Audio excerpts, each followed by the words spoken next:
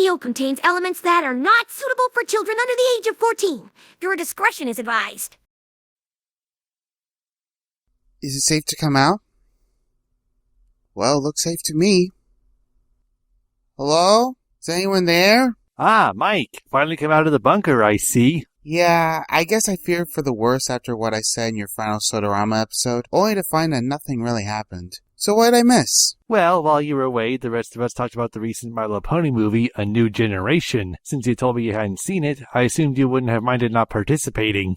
No worries. But sticking to the subject of MLP, didn't you plan on talking about DC Superhero Girls a while back? Yeah, why? Well, maybe we could discuss the first season of each show for a compare and contrast deal, and see which one holds up more. That's not a bad idea.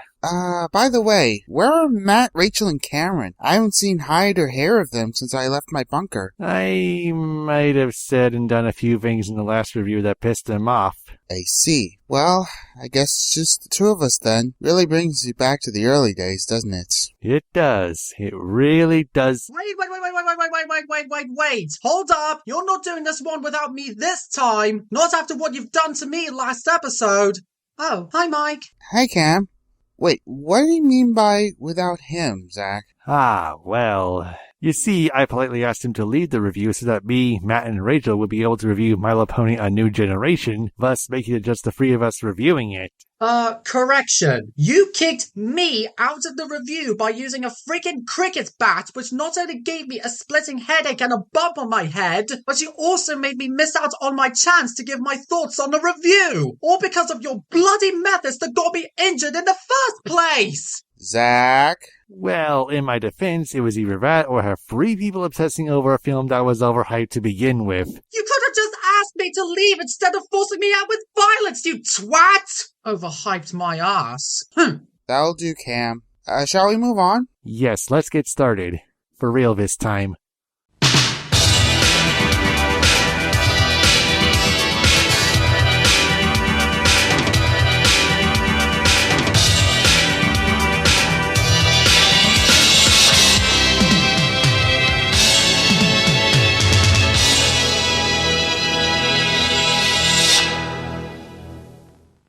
Lauren Faust first began her television career in 1995, working for MTV on the Max as a character layout artist. By the end of a decade, she had 3 animation credits to her name in the film industry: Cats Don't Dance, The Quest for Camelot, and The Iron Giant. For the 2000s, she worked as a storyboard artist and writer for the Powerpuff Girls and Foster's Home for Imaginary Friends, both created by husband Craig McCracken, whom she married in 2004. By the end of a decade, she worked with Hasbro to develop the 4th generation of My Little Pony, resulting in one of the most successful shows of the 2010s, Friendship is Magic. Come the end of said decade, she would develop a reimagining of the web series DC Superhero Girls, which premiered on Cartoon Network in 2019, the same year that Friendship is Magic aired its controversial final season. Upon its release, many fans of MLP have noticed similarities between it and DC Superhero Girls, us included. Sure, they were both created by Lauren Faust. Sure, they both feature an ensemble cast of 6 girls. And sure, both our main heroines are voiced by Tara Strong. But are the comparisons really that warranted? Well, that's what we're going to discuss today. Quick question. Have any of you guys heard of this podcast called Song vs. Song? Hi, I'm Todd Nathanson. And I'm Danny Roth.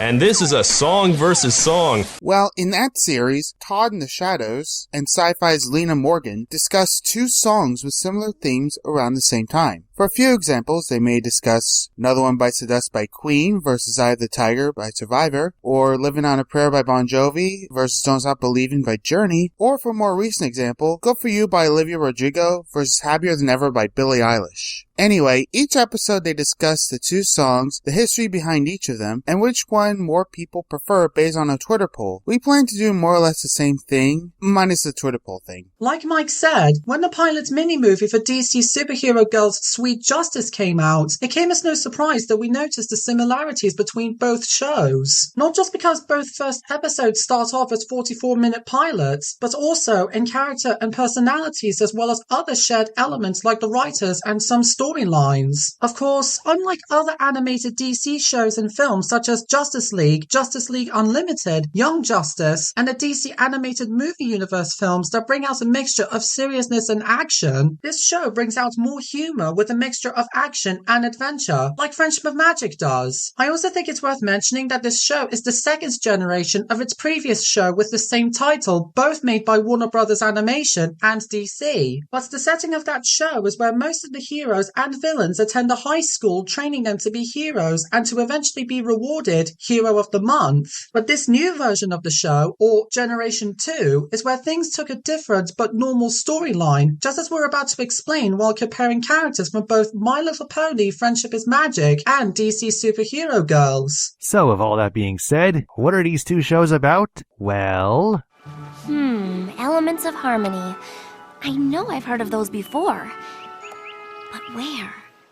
The first season of My Little Pony Friendship is Magic concerns a unicorn named Twilight Sparkle moving from Canterlot to Ponyville to learn about friendship under the instruction of her teacher, Princess Celestia, ruler of Equestria, and joins forces with two Earth ponies by the names of Applejack and Pinkie Pie, two Pegasi by the names of Rainbow Dash and Fluttershy, and another unicorn by the name of Rarity. They are also aided by a baby dragon called Spike, who was first hatched by Twilight as part of her entrance exam when she was a filly. Also, occasionally joining the main six are the Cutie Mark Crusaders, Appleboom, Sweetie Belle, and Scootaloo, three fillies who are determined to gain their cutie marks. Meanwhile, with DC Superhero Girls, it's a bit simpler. The pilot's mini-movie, Sweet Justice, concerns Barbara Gordon moving from Gotham City to Metropolis with her father, Commissioner Jim Gordon, and therefore transferring to Metropolis High. There, she meets Kara Danvers, Karen Beecher, Zatanna, and Jessica Cruz, as well as Princess Diana of Themyscira. And for the rest of the season, the six of them have to balance out their high school lives while dealing with villains that plague Metropolis almost on a daily basis. One of those villains happens to be Babs' best friend from Gotham City, Harleen Quinzel. On the surface, one could immediately compare both My Little Pony Friendship is Magic and DC Superhero Girls to one another, purely on the basis that there are six main characters with similar character archetypes, but if you dig a bit deeper, there's actually more to them than that. The former is a fantasy-based show about talking equines going on adventures and learning about friendship, and the latter is a superhero show that's more goofy and doesn't take itself seriously most of the time, but it's still well written and entertaining enough to keep the viewers engaged. It's pretty much like comparing the Beatles to Queen, Star Wars to Back to the Future, or a certain show about talking locomotives to SpongeBob SquarePants. One is more structured with its own set of rules and sometimes challenges the viewer or listener, and the other is more concerned just giving the audience a good time with a few laughs here and there. Yeah, every creator in any medium that has been in the industry for a long time will have at least one project behind their belt that is similar, but are also different. For example, we all know Matt Groening as the creator of The Simpsons, but he's also the man behind Futurama and Disenchantment. Despite all three of them being created by the same guy, they're all very different in terms of genre. The Simpsons is a sitcom about a middle-class family that predominantly takes place in present-day America. Futurama is a sci-fi animated show that takes place 1,000 years into the future. As for Disenchantment, I haven't seen that show, but from what I can tell, that one utilizes the fantasy genre in its show. And that's just an example in terms of animation. For an example in film, Steven Spielberg. He's created many iconic movies, Jaws, E.T., Indiana Jones, the aforementioned Back to the Future, all of which have varying genres to the point where the average person wouldn't care to compare them. At least that's from one perspective. As for My Little Pony and DC Superhero Girls, well, both may have been created by Lauren Faust, but as Zach had said, both are very different in terms of tone. The fact that each of them featured teams of six heroines was just a coincidence. Which brings us to... Sisters! This food is more delectable than ambrosia. This place more perfect than Elysium. I declare that we must celebrate our every future victory here and thus. Sweet justice for the win! I do not know what that means. Now, because our previous review was almost an hour long, I don't want us to delve into too much detail in this section here, so I think we should try to keep our thoughts as concise as possible within a script running anywhere between 10 and 15 pages. Anyway, the six archetypes for both main casts are as follows: the leader, the comic relief, the brawn, the fashion girl, the shy girl, and the hat wearers. That was all I had for Applejack and Jessica, to be honest. We'll start with our main heroines, Twilight Sparkle and Wonder Woman, respectively. When it comes to the main six, Twilight was the most important character in Friendship is Magic. She started as a shut-in in the premiere episode, becoming invested in her studies, so much so that she barely has time for friends. That all changed when Princess Celestia had her help out by supervising the Summer Sun Celebration's festivities in Ponyville. It was here where she met Pinkie Pie, Applejack, Rainbow Dash, Dash, Rarity, and Fluttershy in that order, and despite her initial reluctance, she soon warms up to each of them and discovers that each member, including herself, represents an element of harmony, whether it be kindness, honesty, laughter, generosity, loyalty, or in her case, the element of magic. Throughout Season 1, Twilight would write letters to Celestia about her lessons in friendship, either through personal experience or the experience of one of her friends. Then came the Season 2 episode, Lesson 0, the first episode to break the status quo of the series. Discovering that she doesn't have a lesson to report that week, Twilight lets her fear of failure get the better of her, even to the point of wanting to make a friendship problem in order to solve it. Sadly, this backfires hard, and once her friends take notice, they speak up in Twilight's defense, and Celestia decides that any of the main six can report their experience to her. When, and only when, you happen to discover them. Sadly, as much of a classic as that episode is, it ended up resulting in Twilight's flanderization in later years, or as Pinkie Pie calls it, Classic twilighting. Twilighting? You made me a verb? Speaking of that episode, Season 9 was the point where her twilighting reached its nadir, in episodes like The Point of No Return, Between Dark and Dawn, and Trivial Pursuit. A Trivial Pursuit. That episode was so bad, so infamously terrible, that it made me quit the show outright. To this day, I have yet to see anything beyond a horse shoe-in, including anything from Pony Life or Generation 5. If you want to know why, you have a Trivial Pursuit to blame. Moving on.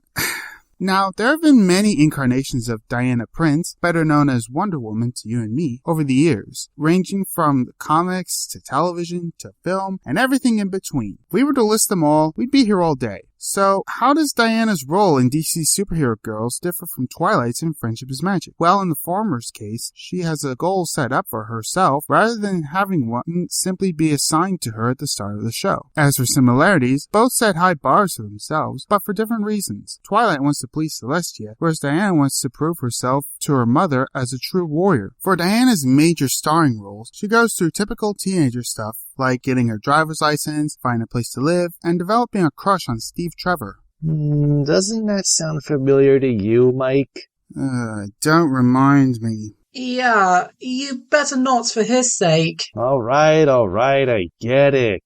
Speaking of which, that brings us on to the next archetype, the comic relief. Starting with Pinkie Pie, I feel that she works best in small doses. At her best, we get episodes like Too Many Pinkie Pies and Pinkie Pride. At her worst, we get A Friend Indeed and Yakety Sax. And yes, I'm well aware that all of these episodes aired after Season 1, but my point here is that if you rely too much on one character for comic relief, they can become annoying pretty quickly. As for Barbara Gordon, aka Batgirl, while she has her comedic moments, she's more restrained and relies more on complex analytical explanations when relaying her plans to the rest of the superhero girls, but beyond being goofy, Bass is also sensitive and serves as the glue that keeps the group together. Seriously, how can anybody say no to this precious purple bean? I mean, just look at her! She's like an adorable little puppy, and not once do I ever feel annoyed because she's so bubbly and cute and... Holy Celestia, man, I just want to give her a big hug!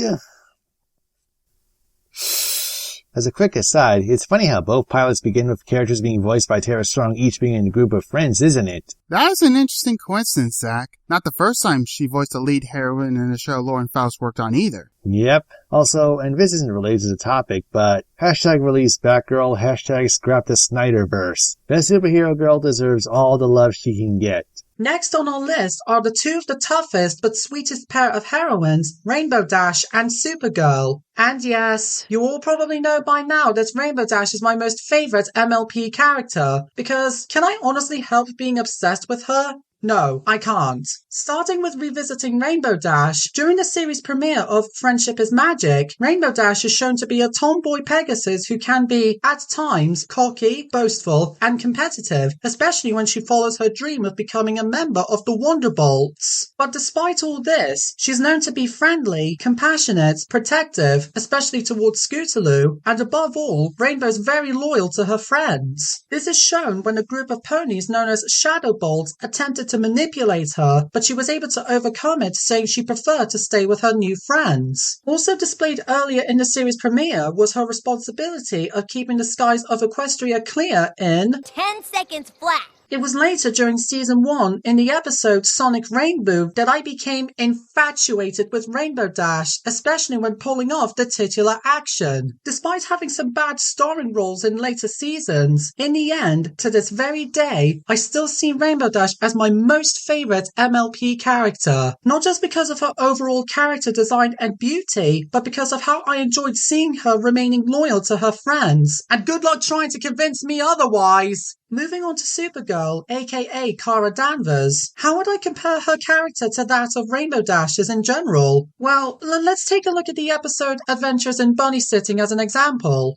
Who's the cutest little bunny bunnies of all bunny bunnies? It's you, isn't it? Yes, yes. Oh, are you the sweetest little magical bunnies? Are you? Are you the sweetest and magicaliest? I think so. Yes, I do. Yep, that's what I'm getting at here. Supergirl is known to be the toughest out of the superhero girls, while her powers include super strength, super speed, and flight, not dissimilar to that of Rainbow Dash herself. She also shows similar personality traits such as loyalty, compassion, and determination in trying to be like her younger cousin Superman. But at the same time, she has a weakness for cute things such as Zatanna's bunnies from Adventures in Bunny Sitting. While her personality is similar to Rainbow Dash's in some instances, there are some differences between her and Supergirl in that when trying to prove that she wants to be a hero Metropolis deserves, she keeps getting shot down at every opportunity, leading her to having a, well, shall we say, an anger problem. I do not have an anger problem, Karen! Sorry, Kara, but you do. You clearly do. Anyway, yeah, her anger is a huge difference between her and Rainbow Dash when comparing the two. Another difference between them is that Rainbow's penchant for pranks, as seen in episodes like Griffin the Brush Off, something that Supergirl doesn't possess, although she can make jokes on occasion as well. Despite their differences, Rainbow Dash and Supergirl really do act similarly in both shows, right down to being loyal to their friends when helping out in a sticky situation. Next up are our two fashionista ladies, Rarity and Zatanna.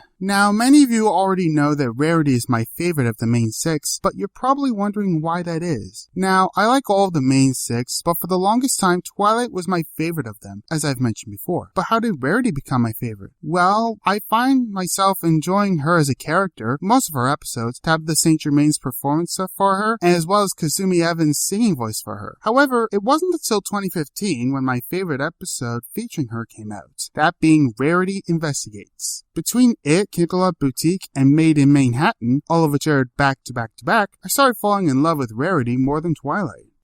Actually, Mike, while I do enjoy both the latter of the Rarity episodes, but I'm afraid I have to disagree with Rarity Investigates. Mostly because I hated how Rainbow Dash had almost been framed by Wind Rider. I could go on, so... Fine. Honestly, I never have any say in MLP related that much anymore. I understand your opinions, Cam. Of course, it would be a crime to discuss my fondness of Rarity without bringing up the MLP fanfic Zach, Rachel, and I worked on, Art of a Son's Love. I should apologize, of course, both for this digression and shameless self-promotion here, but for those of you who don't know, Art of a Son's Love is a Friendship is Magic alternate universe story that I started working on in early 2016, and focuses on my pony OC/Pony-Sona Vincent Van Colt. In that story, he's the younger brother of Flash Sentry, and the older half-brother of Scootaloo, Verse Base, and another OC of mine, Fictionary, and the eventual boyfriend of Sunset Shimmer. Vincent's probably not the first OC to be shipped with her, and I doubt that he's going to be the last. That story's been on indefinite hiatus for the last 2 years or so due to focusing on other projects, The Emotions Corner among them, but I hope to one day start work on Volume 3 and finish the story of Vincent and Sunset. Anyway, in Art of a Son's Love, one of the subplots involves Rarity and Mike's Pony-Sona, Math Equation, the latter of whom initially crushes on Twilight before moving on to Rarity. Huh? Who's there? It's me, Rachel. Oh, Rachel's here. I didn't think she'd come for this. Hi, boys. Sorry, I got caught up in a Numberjacks marathon. Anyway, what's going on? We were in the middle of talking about both My Little Pony and DC Superhero Girls to see whether the comparisons between both shows were justified. Not sure how much help I'd be there since I haven't watched the latter. Actually, we were talking about the Rarity/Math/Twilight love triangle in Art of a Son's Love, if you wanted to hop in on discussing that. Oh, okay. Well, I personally think that, of all the love triangles we've done, this was handled the most realistically, and everyone also comes out of it in a mature and respectable manner. But isn't just these guys involved? Also crushing on Twilight was Flash Sentry, and of course, on the Rarity end, there was Spike. Everyone's a human in this fanfic, by the way, so no pony, dragon, interspecies romance. Anyway, it basically starts when Math Equation asks Twilight to the fall for more dance. Sounds simple enough, but then Flash gets upset and he ultimately asks Sunset to go with him. They don't have a good time at all. Math and Flash get into a fight. Twilight sees both of them, and she admits she's not ready for a romantic partner yet. Math and Flash end this part of their rivalry quick smart. Gradually, Math starts to befriend Rarity, and the two hit it off really well. Twilight and Flash start showing signs of love. Math is a bit saddened, but Rarity cheers them up, and they eventually start dating too. Of course, Spike is also saddened by this, but even he manages to grow stronger and finds love in Morning Roast. That's Moondance's little sister, by the way.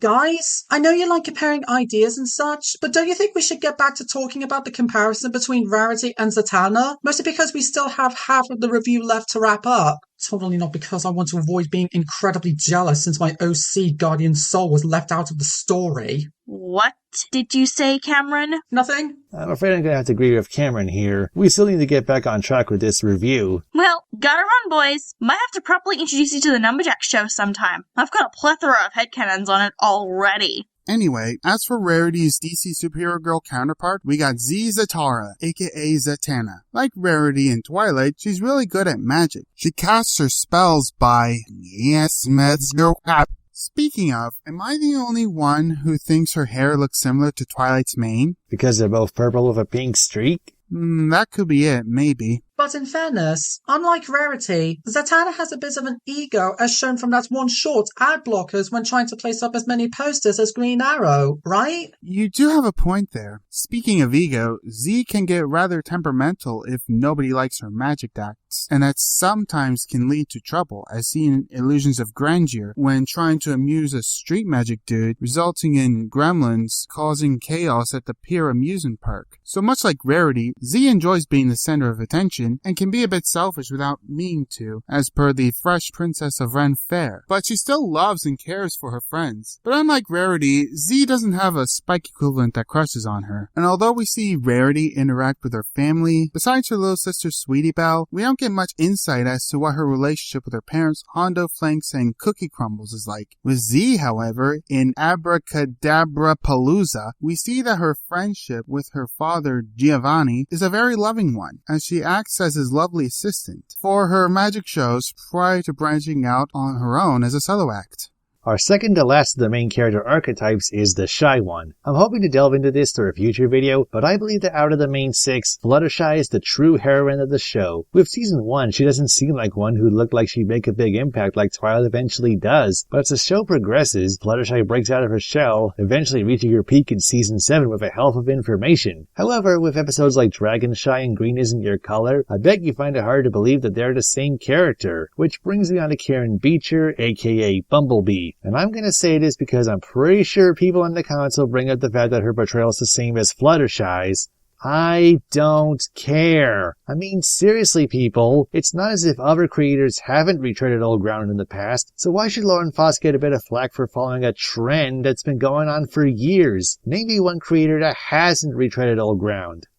I'll bet you can't. As for Karen herself, I initially didn't think of her as a top 10 favorite prior to writing for this episode, but after seeing The Bird and the Bee, I figured that she deserved more. Karen's a precious little cinnamon roll that deserves to be protected at all costs, and I don't see any reason to dislike her. And finally, we come to the hat wearers of both groups of heroines, Applejack and Green Lantern, Jessica Cruz.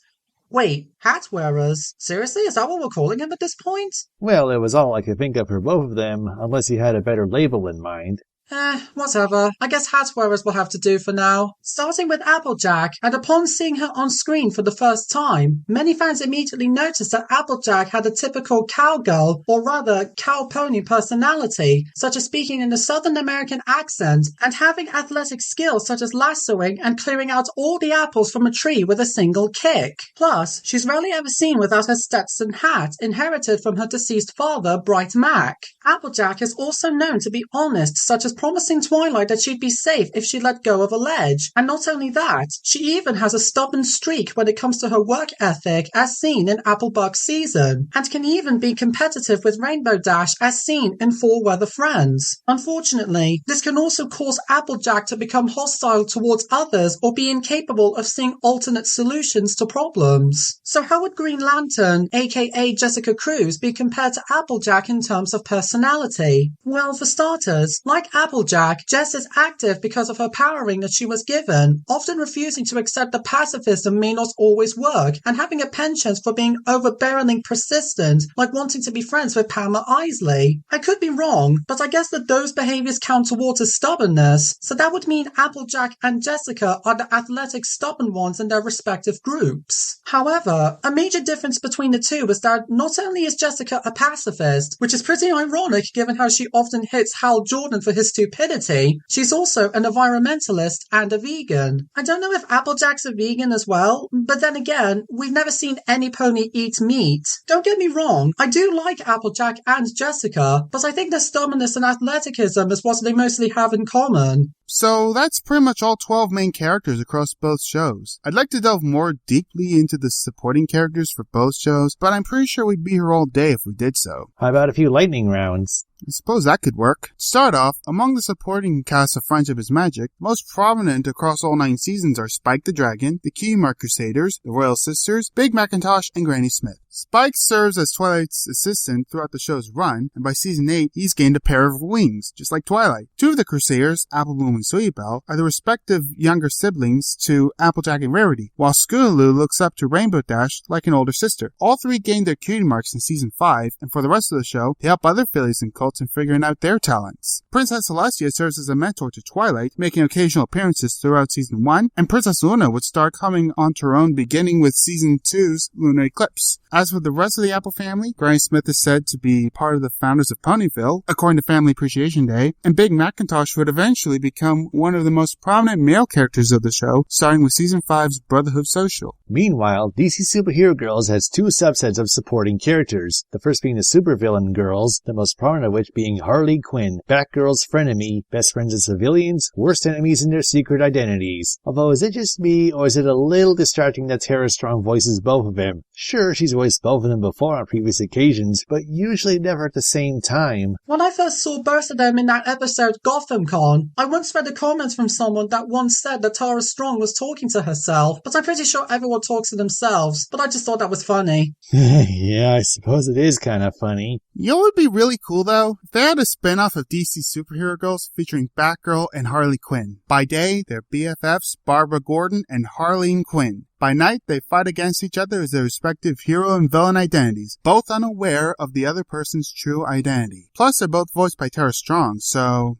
Now, I'd love to see how that would play out. Either that or the Batgirl movie that they recently canceled for pretty dumb reasons. Greedy, heartless, soulless bastard of Zaslav. Anyway, the other subset of supporting characters are the Invincibros. I suppose you got a few things to say there, right, Cam? But please keep it brief as possible, will ya? I don't want this video to run longer than I want to. Alright, I'll try, Zach. I know I spoke briefly about Hal Jordan earlier on. From the first episode of the series, we only get to see him briefly in the first episode interacting with another fellow Green Lantern Corps member, Jessica Cruz. That wasn't until much later in the episode Hate Triangle we got to learn a little bit more about him. While he is part of the Green Lantern Corps, he is depicted as a stereotypical high school jock with a strong, charming, and somewhat narcissistic demeanor, yet not enough to be a bully. His tendency to act without thinking often earns the ire of Jessica. He is also afraid of Star Sapphire, aka Carol Ferris, since she is crazily obsessed with him. Crazily obsessed, huh? Who does that remind me of? Oh, I don't know. Maybe a certain crazed supervillain who dresses up in a red and black patterned jester's outfit, who was crazily obsessed with Gotham's clown prince of crime? Yeah, that's probably it.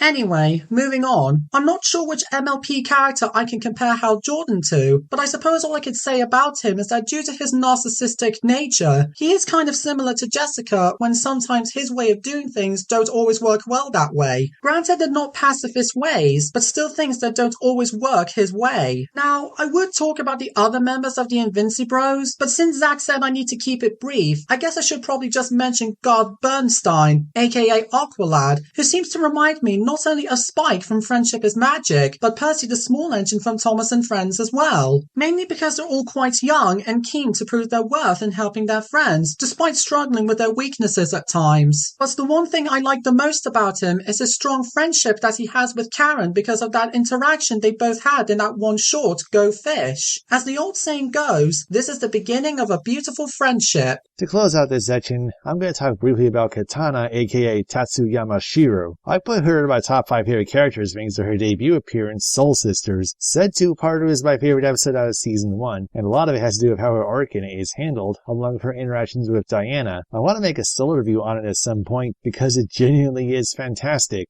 Okay, on to the next section. Ugh, a Parasprite? Are you kidding? Ugh. A pair of what? How could you not like? Ugh, now I gotta go find a trombone. When Lauren Faust gathered together a writing team for the first season of Friendship is Magic, she looked mainly at industry veterans, including several of whom she'd worked with in the past, such as In Order of Writing debut, Amy Keating-Rogers, Cindy Morrow, Chris Savino, Megan McCarthy, Charlotte Fullerton, M.A. Larson, and Dave Polsky. Out of these 7, Morrow and Larson would later end up writing for DC Superhero Girls, as would post-Faust writers Jillian Barrow, Nick Confalone, and Sammy Crowley, as well as Equestria Girls writer Rachel Vine. While both shows have a lot of good and neutral moments within the episodes and seasons that we've seen, that's not to say both shows haven't had their bad moments and episodes as well. As much as I really hate to bring this up, there is one episode within DC Superhero Girls that I have watched once and never will again. Tween Titans. Ah! What the fuck is that? They look so much worse than the Titans from Teen Titans Go! Another DC animated media that is just the worst! Sorry, Toddler Titans, but I am taking the Young Six over you any day. I'm glad that we never got to see much of those Toddler Titans again since that train wreck of an episode, but did they really have to make a crossover with Teen Titans Go? Seriously, that animated media of the DC universe is just terrible! I'm sorry if I'd upset any fans who like this show and the episode, and I completely understand your opinions, but in my opinion, they are by far the worst pieces of animated media from DC that I had ever watched and never will again. You know, it's probably a good thing that Matt isn't here. He would have torn Teen Titans Go to shreds if that show's name was mentioned within his hearing range. For every show that's just starting out, first impressions are important. My Little Pony's first season was something of a mixed bag overall, albeit leaning towards the positive, suggesting that the show had potential down the road, and indeed it led to a future 8 seasons. Not all of them are good, I'll admit, but it is an impressive run nonetheless. Of course, you don't start immediately off with Sgt. Pepper, you have to take steps in order to get there. Yeah, with retrospect, My Little Pony did start off pretty slow, but it did improve in terms of pacing and storytelling over the next few seasons, eventually peaking with Twilight's Kingdom. And while Season 5 had a lot of good moments, it also had a lot of bad ones that marked a sign of seasonal rot, briefly put at bay thanks to Season 7 and the movie. DC Superhero Girls, however, seemed to hit the ground running with a lot of great episodes like Fight at the Museum, Gotham Con, Back at the Flash, Beast in Show, and of course, Adventures in Bunny Sitting. This is my favorite episode of the show besides Soul Sisters purely for how hilarious it is. I mean, would anyone have ever guessed that someone as tough as nails as Cara Danvers would have a weak spot for adorable little bunnies, much less viscerally on in the season? Don't forget about this line. Time to take out the adorable trash. Now, where have we heard that line before?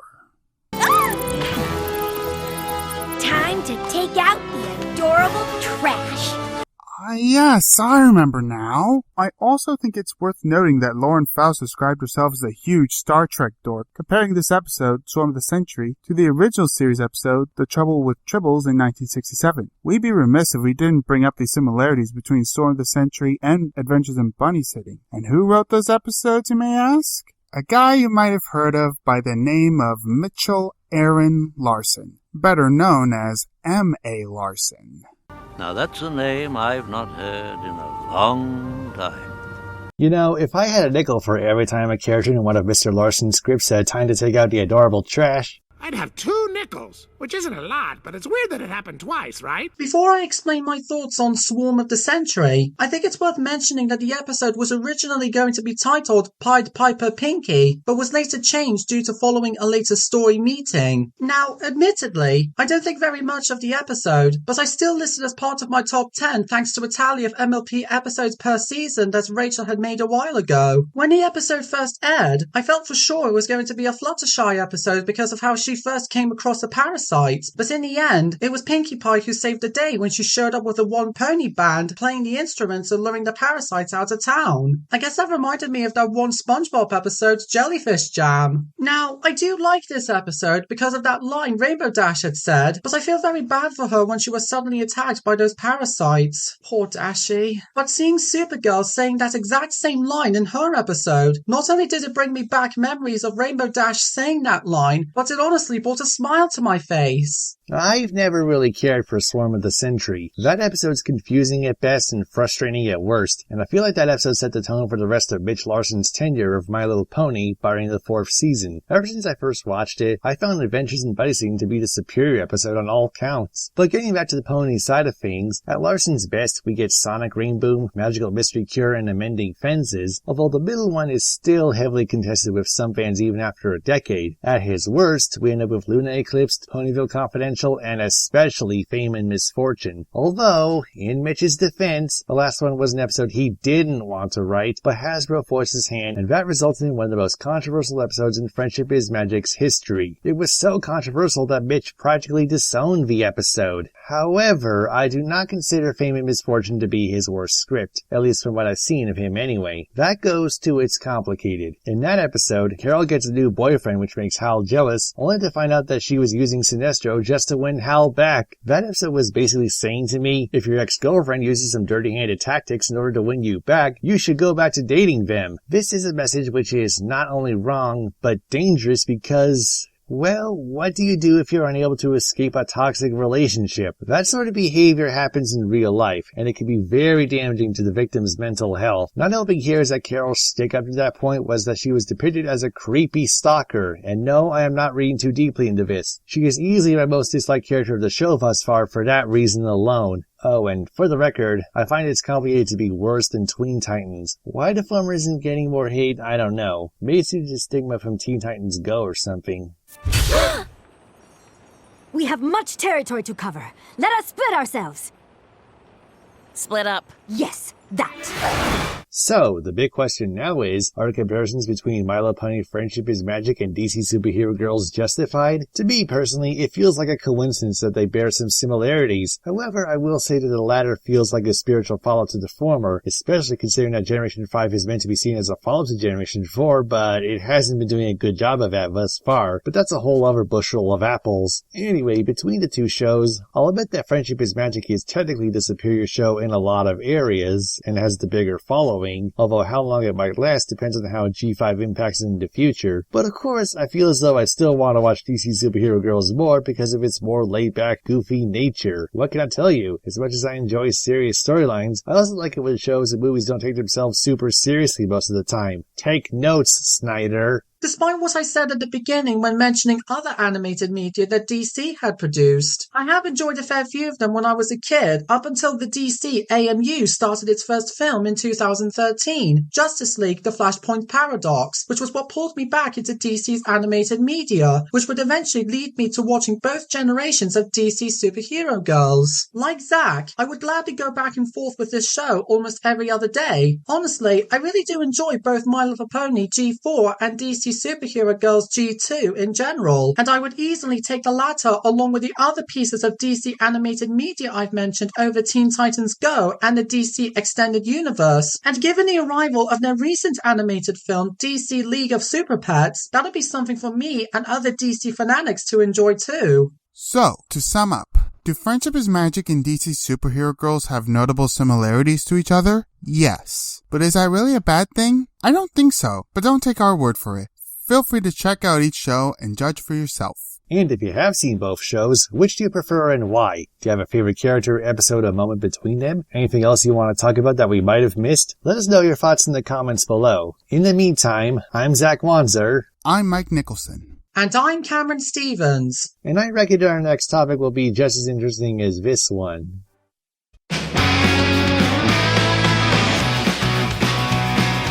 P.S. Forgive the lateness of my reply.